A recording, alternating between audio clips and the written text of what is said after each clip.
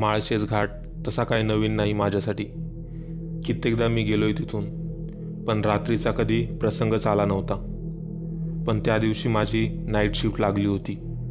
रात्रीची S T चालवणे हे माझ्यासाठी काही नवीन नव्हतं, पण माळशेज घाटातून हा रात्रीचा प्रवास माझा पहिल्यांदाच होता. नेहमीप्रमाणे मी एस टी डेपोत जाऊन रिपोर्टिंग केलं व ठरल्याप्रमाणे एस टीकडे चालू लागलो. आज मला कल्याण ते नगर एस टी न्यायची होती. एस टीचा टाईम हा 8 वाजता होता. मी 7:30लाच डेपोत रिपोर्टिंग केलं व एस टीत जाऊन बसलो. 10-15 मिनिटांनी काही प्रवासी एस टीत चढले. आता 8 वाजत होते.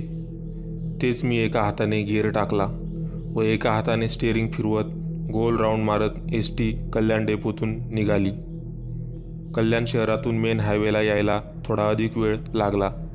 त्याला कारण म्हणजे कल्याण शहरातील ट्रॅफिकमधून कशीबशी मी एस टी काढली व आता एस टी मेन हायवेला होती. हिवाळ्याचे दिवस होते. बाहेर पूर्ण गारवा होता व एस टीच्या खिडकीमधून तो थंड गारवा एस टीच्या आतही येत होता. मी माझे स्वेटर घातले, पण तरीही गारवा जाणवतच होता. मी खिडकीची काच थोडी पुढे ढकलली, पण पूर्ण बंद केली नाही, कारण मला त्या थंड हवेच्या झुळका हव्याशा वाटायच्या. आता एस टी घाटात प्रवेश करत होती. रात्रीचे 10 वाजत होते, पण अर्धरात्र झाल्याचा भास होत होता. रस्त्यावर थोडेफार धुकेही पसरले होते. वातावरणातील गारवा पूर्णपणे एस टीतही उतरला होता. सर्व वातावरण अगदी शीतमय झालं होतं.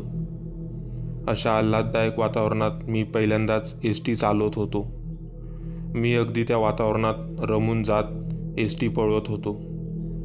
त्या हायवेला इतर वाहनांची वर्दळही कमीच होती. कमी म्हणण्यापेक्षा नाही म्हटलेच तर योग्य होईल, कारण त्या क्षणाला फक्त आमची एस टीच त्या रोडवरून धावत होती. मी एस टी चालवताना सोबतच खिडकीतून बाहेर नजर टाकत होतो. बाहेर थोडाफार चंद्रप्रकाश पडला होता. त्या चंद्रप्रकाशात रस्त्याकडेची झाडे मनाला मोहून टाकत होती. आता मला कसला तरी सुगंध येत होता.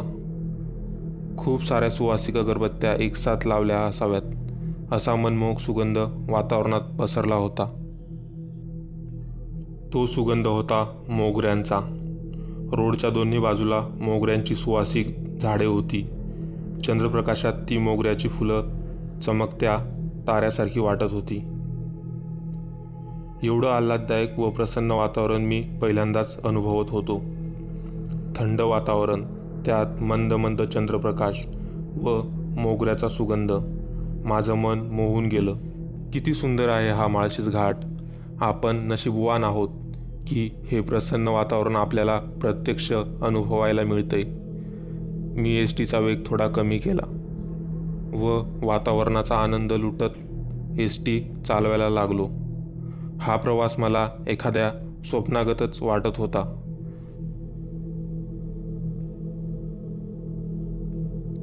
मी हा सर्व आनंद घेत असतानाच मला एक सुंदर तरुणी रस्त्याच्या कडेला चालताना दिसली.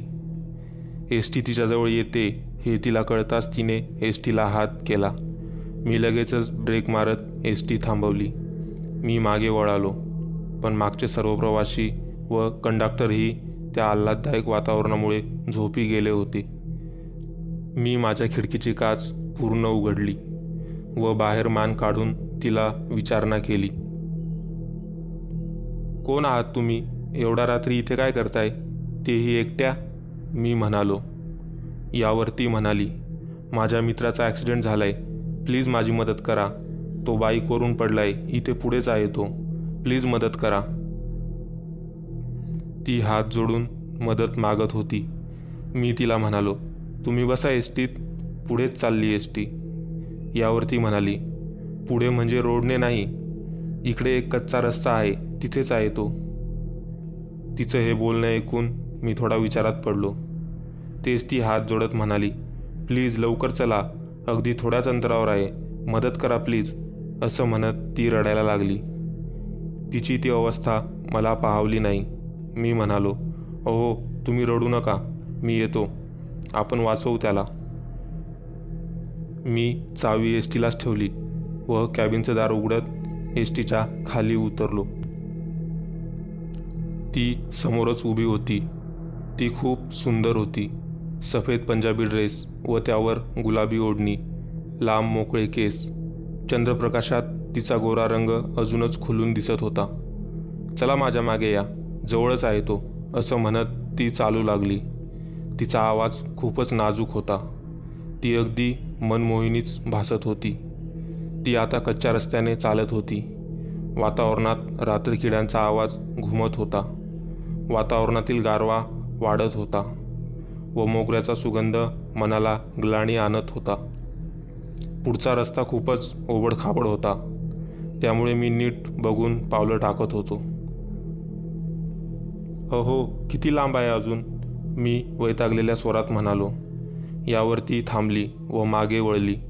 आपल्या हाताने ती तिची गालावर आलेली केसांची बट मागे सारत म्हणाली, अहो बस थोडंच अंतर आहे, दमलात का तुम्ही? तिचा तो मनमोहक आवाज ऐकून माझा पूर्ण थकवाच गेला. अहो नाही नाही, एवढ्यात कुठे, चला आपण चालत राहू तर लवकर पोहोचू, असं म्हणत मी चालू लागलो. आता ती आणि मी बरोबरीने चालत होतो. चालताना मी अधूनमधून तिच्याकडेच बघायचो. खरंच खूपच सुंदर होती ती, पण एवढ्या रात्री ती कशी काय इकडे, त्यामुळे मला जरा शंकाही येत होती व मध्येच तिची काळजीही वाटत होती. एवढ्या रात्री तुम्ही इथे, म्हणजे इकडे कुठे चालला होता तुम्ही? मी म्हणालो. यावर ती आपल्या सोज्वळ आवाजात बोलायला लागली. माझं नाव श्रुती. मी आणि विजय चांगले फ्रेंड्स आहोत. कामानिमित्ताने आम्ही कल्याणहून आळेफाट्याला जात होतो. आम्हाला निघायला थोडा उशीर झाला, त्यामुळे जेव्हा आम्ही घाटातून जात होतो तेव्हा रस्ता सामसूम झाला होता. अंधारही पडला होता. विजय फुल स्पीडने बाईक चालवत होता. त्यात अचानक एक बाईक समोर आली व तिला वाचवण्यासाठी विजयने कच्च्या रस्त्यावर बाईक टाकली. फुल स्पीडमध्ये अचानक टर्न घेतल्यामुळे बाईक एका झाडाला धडकली व त्यातच विजयचा अपघात झाला. त्याची शुद्ध हरपत होती. मला फार काही दुखापत झाली नाही, फक्त थोडं खरचटलं होतं. त्यामुळे मी लगेचच धावत मेन हायवेला आले. मी अनेक गाड्यांना हात केला, पण कुणीच गाडी थांबवली नाही. त्यामुळे मी हताशपणे रोडच्या कडेने चालत होते. तेच तुमची एस टी दिसली व एकदा शेवटचा प्रयत्न म्हणून मी एस टीला हात केला व तुम्ही ती थांबवली. तुमचे खूप आभार. तिचं बोलणं ऐकून मी निरुत्तर झालो. त्यामुळे मी तसा चालत राहिलो. आता थोड्या अंतरावर मला एक बाईक पडलेली दिसत होती, पण समोर 2 आकृत्या आंदक दिसत होत्या. पण श्रुतीच्या म्हणण्यानुसार तिथे फक्त विजय असायला हवा होता. मग ही दुसरी आकृती कोणाची होती? श्रुती पुढे जातच होती. तेच मी तिचा हात खेचत तिला थांबवलं व म्हणालो, श्रुती थांब, तिथे अजून दुसरं कोणतरी आहे. एव्हाना श्रुतीच्याही हे लक्षात आलं होतं. आता ती आंदक दिसणारी आकृती स्पष्ट दिसत होती. तो माणूस आहे की एखादा पशु हे मला उमगत नव्हतं, कारण तो माणसासारखा दिसत होता, पण त्याच्या अंगावर अस्वलासारखी केसं होती. त्याच्या नरड्याचा आवाज आमचं काळीज चिरत होता. असा भयानक व्यक्ती मी पहिल्यांदाच पाहत होतो. मी श्रुतीकडे बघितलं तर तिची हालत तर अजूनच बदतर होती.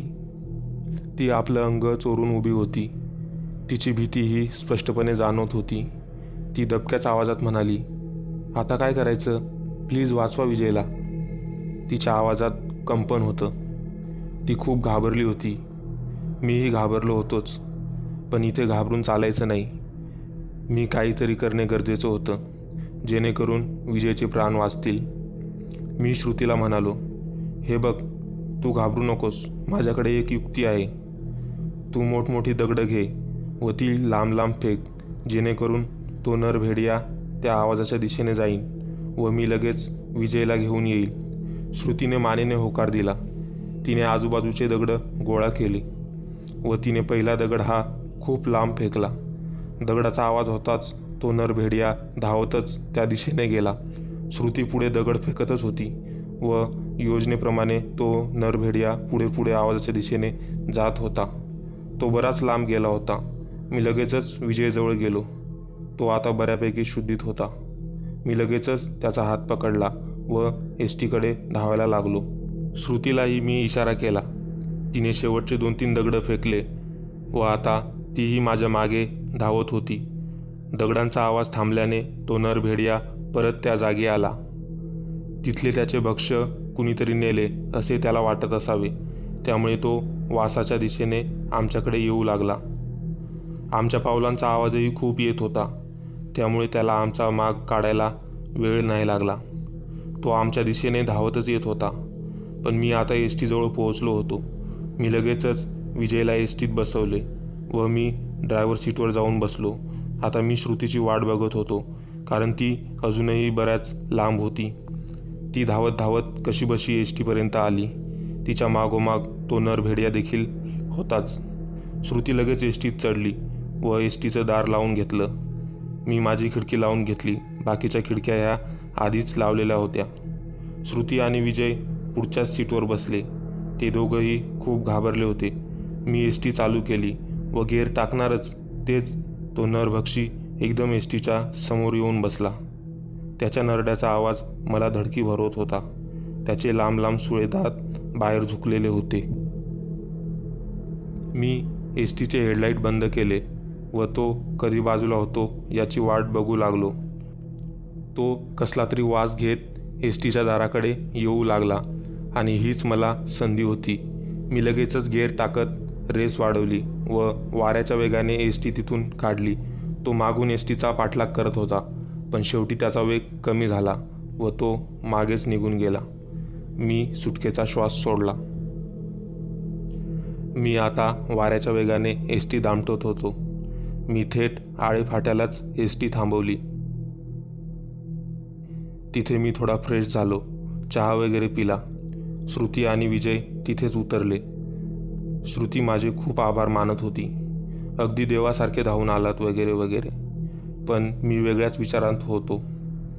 तो नरभेडिया सारखा माझ्या नजरेसमोर दिसत होता. एवढा भयंकर प्रकार मी आयुष्यात पहिल्यांदाच अनुभवत होतो. मी श्रुती आणि विजयची रजा घेतली व एस टी घेऊन नगरच्या दिशेने निघालो. एस टीतले प्रवासी अजूनही झोपलेलेच होते. कंडक्टर तेवढा उठला होता. आधी मनमोहक वाटणारा हा प्रवास कधी भयानक झाला हे मला कळलेच नाही. तो प्रसंग आठवला की आजही माझ्या अंगावर भरदिवसा काटा येतो.